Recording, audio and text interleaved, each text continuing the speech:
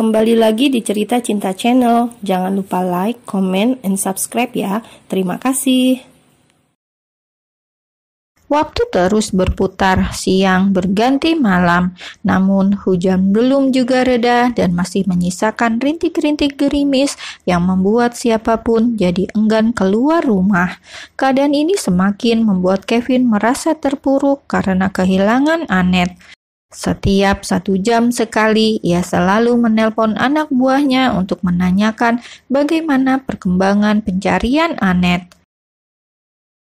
"Bagaimana? Kalian sudah mengetahui di mana keberadaan Annette?" tanya Kevin. "Masih belum, Bos, tapi kami akan berusaha menemukan target dalam waktu dekat," jawab anak buahnya.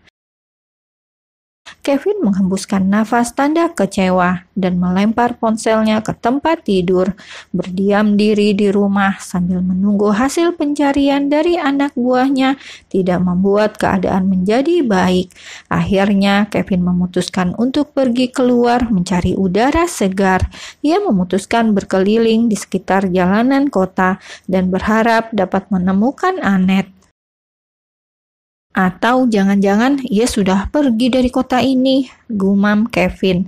Namun ia segera menepiskan pikiran buruk itu.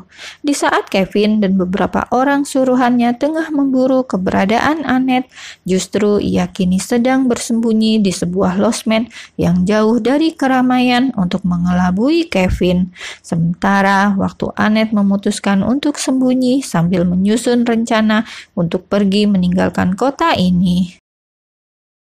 Sebenarnya ia ingin segera pergi pada malam itu juga setelah Annette membawa Aldo keluar dari rumah sakit. Namun mendadak kondisi Aldo menurun dan ia belum bisa melakukan perjalanan jauh. "Kak, sampai kapan kita akan berada di sini?" tanya Aldo menyadarkan Annette dari lamunan. "Tenang, kita akan segera pergi dari kota ini setelah keadaanmu benar-benar membaik. Sambil menunggu, aku juga sedang mencari tempat tinggal baru untuk kita memulai hidup baru," sahut Annette. "Tapi kita akan pergi kemana?" ujar Aldo. "Ke sebuah tempat di mana tak ada satu orang pun yang dapat menemukan kita. Aku berjanji kita akan hidup aman di sana," tutur Annette sambil menggenggam erat tangan Aldo. Tak terasa malam semakin larut dan udara berubah menjadi semakin dingin selepas hujan deras seharian.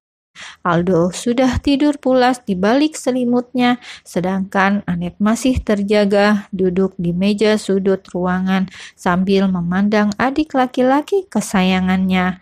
Entah mengapa, pikiran dan hati Annette menjadi semakin berkecamuk karena teringat dengan Kevin. "Tidak, aku harus tetap pergi di kota ini. Aku tak ingin hidup di bawah bayang-bayang Kevin lebih lama lagi," ujar Annette dalam hati. Annette mengganti nomor ponselnya dengan nomor baru untuk mengelabui Kevin. Ia juga sudah tak menggunakan kartu ATM yang diberikan oleh Kevin karena tak ingin pria itu bisa melacak keberadaannya. Annette mulai mencari-cari melalui internet berupa tempat baru yang dapat ia tuju untuk memulai hidup baru dengan adiknya. Di sisi lain, Annette berusaha untuk melupakan Kevin dengan menjadikan kekejaman yang selama ini Kevin lakukan padanya sebagai alasan untuk membenci dan melupakan Kevin. "Aku tidak akan kembali pada pria kejam seperti dirimu, Kevin," gumam Annette dengan mantap. Hari demi hari, kondisi Aldo mulai membaik dan Annette sudah menyiapkan tiket untuk perjalanan mereka. Meski takut untuk memesan tiket karena Kevin mungkin bisa mengetahuinya, tapi Annette berharap Tuhan membantunya membuat Kevin tak menemukannya. Malam ini Annette mengemasi barang-barang mereka karena besok pagi mereka harus segera pergi dari kota ini. Aldo duduk di sudut ranjang sambil menatap Annette yang sibuk dengan tumpukan tas dan koper. "Kak, jadi kita akan pergi kemana setelah ini?" tanya Aldo. Anet menghentikan aktivitasnya dan menoleh ke arah adiknya sambil tersenyum. Ia meraih sebuah foto di atas meja dan menyodorkannya pada Aldo. Adiknya meraih selembar foto itu dan mengernyitkan dahi. "Kita akan pergi ke sana," tutur Anet sambil menunjuk ke arah foto itu. "Memangnya tempat ini ada di mana? Aku merasa asing," sahut Aldo. "Ada di wilayah timur, di sana masih sepi penduduk, dan aku rasa akan menjadi pilihan yang tepat jika kita memulai hidup baru di sana," ujar Anet. Aldo mengangguk setuju dengan rencana kakaknya. Ia hanya ingin melihat kakaknya hidup tenang dan bahagia. Sudah hampir 1 minggu lamanya, Anet dan Aldo bersembunyi di tempat ini. Besok pagi adalah hari yang sudah ditunggu-tunggu oleh Anet. 2 buah tiket kapal sudah Anet sediakan di atas meja. 2 buah koper dan 1 tas ransel sudah tertata rapi di ujung ruangan. Mereka bisa tidur nyenyak malam ini dan bangun pagi-pagi sekali besok untuk melakukan perjalanan panjang. Sekarang sudah malam, besok pagi-pagi sekali kita harus bangun dan menuju ke dermaga. Aku tidak ingin kita terlambat sampai di sana. Jadi tidurlah sekarang, ucap Anet sambil menarik selimut untuk menutupi tubuh Aldo. "Iya, kakak juga tidur ya," sahut Aldo. Anet mengangguk sambil tersenyum, kemudian merebahkan tubuhnya di samping Aldo. 15 menit berlalu, Anet masih belum bisa memejamkan matanya. Ia justru masih terjaga dan memandang langit-langit kamarnya.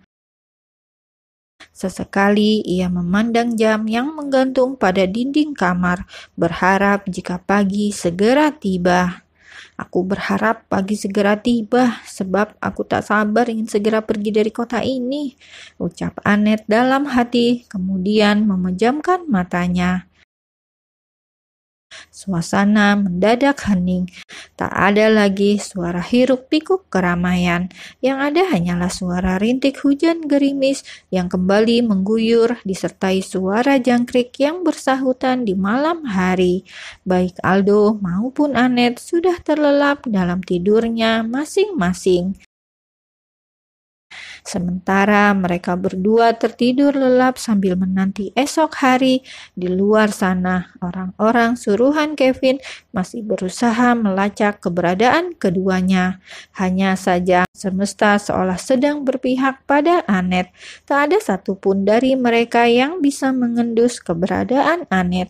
Begitu pula Kevin yang terus diranda rasa takut akan benar-benar kehilangan wanita yang ia cintai. Sinar mentari pagi menembus kaca jendela kamar Anet. Ia samar-samar membuka matanya dan segera beranjak dari tempat tidurnya. Anet segera membangunkan Aldo dan menyuruhnya untuk bersiap-siap sebelum taksi yang menjemput mereka tiba. Sekitar 20 menit kemudian mereka sudah siap untuk pergi menuju ke dermaga terdekat. "Pak, apakah Anda bisa mengendarai taksi ini lebih cepat?" tanya Anet yang sudah mulai panik. "Tentu saja, Nyonya, tapi sayang sekali di depan sedang terjadi kemacetan karena ada kecelakaan tunggal," sahut sopir taksi. Anet menghela nafas panjang. Wajahnya nampak panik karena khawatir akan ketinggalan kapal. Aldo menatap wajah kakaknya dan berusaha untuk menenangkannya. Sesekali Anet melirik ke arah jam tangan sebab ini adalah satu-satunya kesempatan terakhir untuk bisa pergi dari Kevin. "Tenang Kak, kita tidak akan terlambat," ujar Aldo. "Semoga saja," sahut Anet.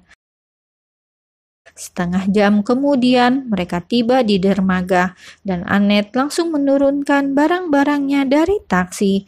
Dengan langkah tergesa-gesa, ia segera menuju ke arah pintu masuk untuk menukarkan loket.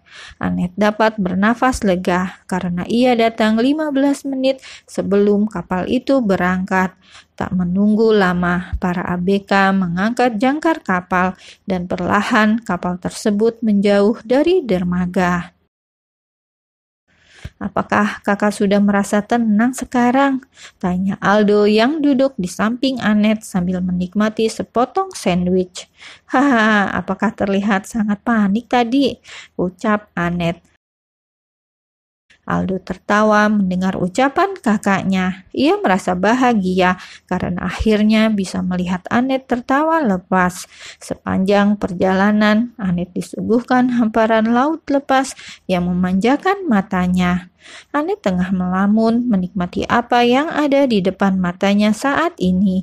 Sesekali ia menghela nafas lega dan bersyukur bisa lepas dari sesuatu yang mengekang dirinya selama ini.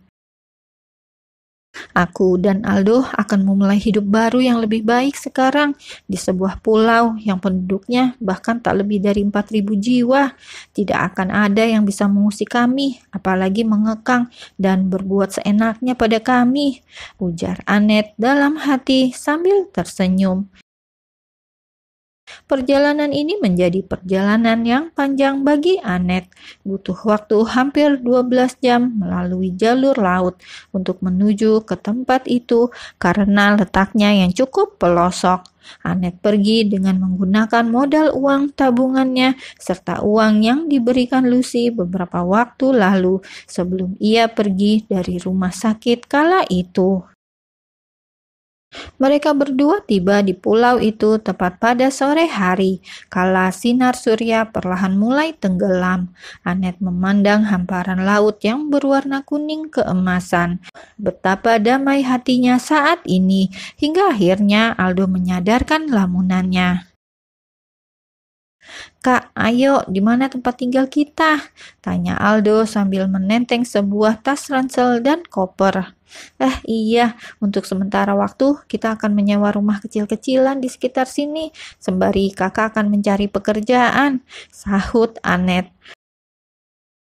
Anet masih memiliki sisa uang tabungan dan berinisiatif untuk membeli sebuah tanah. Ia berencana untuk membangun sebuah rumah sekaligus tempat usaha di sana.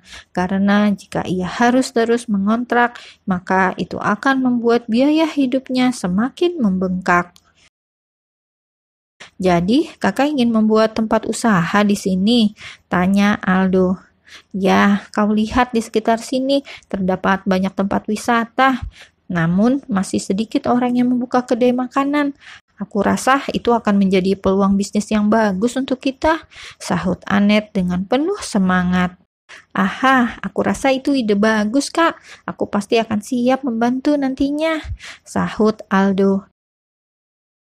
Anet juga berencana membuka kedai kecil-kecilan di sana untuk memenuhi kebutuhan hidupnya dengan Aldo, karena kebetulan di daerah tempat ia tinggal hanya ada sedikit kedai makanan, dan ia ingin memanfaatkan peluang bisnis itu. Dan benar saja, dalam setiap prosesnya, Anet diberikan jalan kemudahan, mulai dari mendapatkan tanah dengan harga miring dan mendapatkan izin untuk mendirikan kedai makanan di sana. "Aldo, mulai minggu depan kedai kita akan beroperasi. Untuk sekarang ini, kita butuh waktu untuk menata ulang desain kedai kita. Apa kau siap membantu?" ujar Anet. "Ya, tentu saja," sahut Aldo dengan penuh semangat.